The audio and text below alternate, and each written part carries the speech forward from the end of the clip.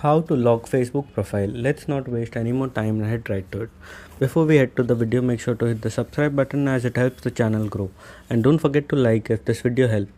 So first you click on Facebook, and on the top left you'll find three lines. Click on that, click on settings and privacy, and then choose settings. Once you open your settings, you have to scroll down and search for audience and visibility. Here in many countries it will show a lock-in option here itself, but if it doesn't show for you, you have to click on how people find you and manually turn it off. Once you click on how people find you, you have to make sure in all these options you have to choose friends of friends and make it as public as possible.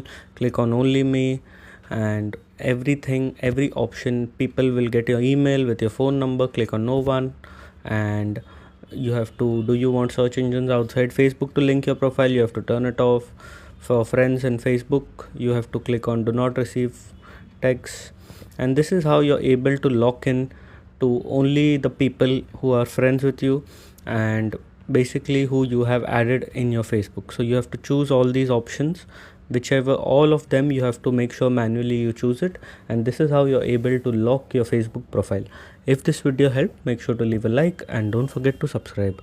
Thanks for watching.